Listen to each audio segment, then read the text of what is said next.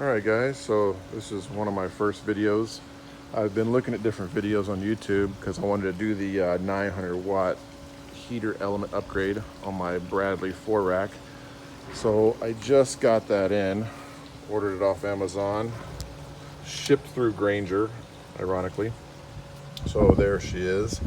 There's a couple videos on there that shows how to do it. I just removed the old element, two 2-inch by 1/4-inch bolts, get a 5/16 drill bit, drill right through, piece of cake. Take the back off first, and I'll get to that. It's a bunch of little screws. I recommend a little power drill, a little Makita right here, a little Phillips. So yeah, I unscrewed all the Phillips, took the back off.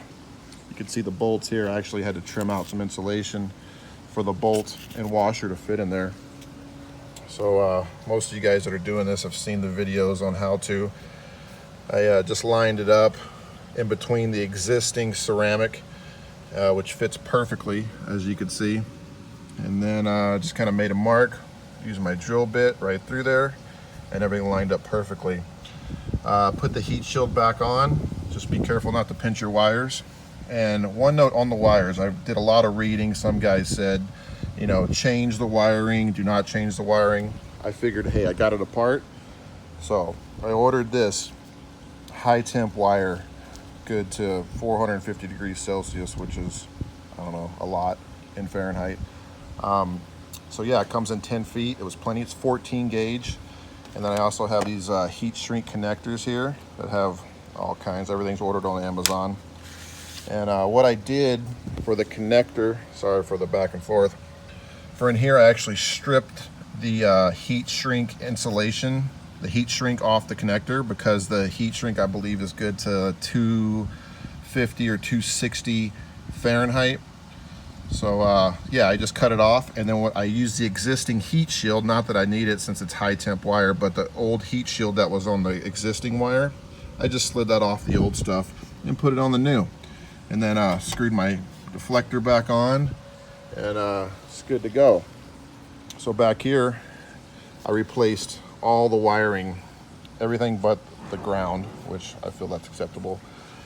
So starting up here, you got a little capacitor here.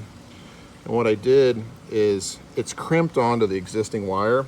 And I actually took my cutters and cut alongside of the crimp, as you could see here, so that way I didn't waste any part of the connector, or the capacitor, sorry. And then I just took a butt connector and then crimped them together, heat shrunk it with my trusty torch right here, and then yeah, put it back how she was. So now this is all high temp 14 gauge wire, and I used the existing old heat wraps off the old stuff. As you can see, it's a little charred, but here's all my old stuff here. This was 18 gauge, and quite honestly, if you look at the connection points, I mean, it's pretty rinky-dink wire, and I don't know. I'm not sure if it would hold up to the 900 watt element or not, but we'll see.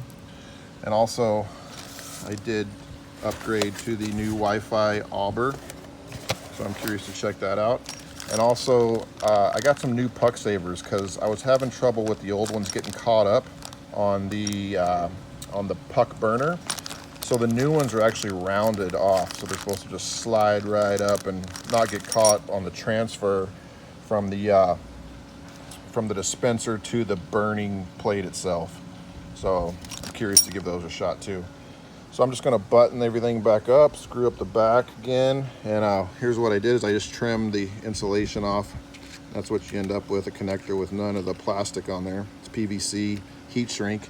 On the back, I think it's fine because the back won't see temperatures like the inside does. So yeah, we'll give it a shot. Got the new high temp wire and the new 900 watt heating element. So there we go. Cheers.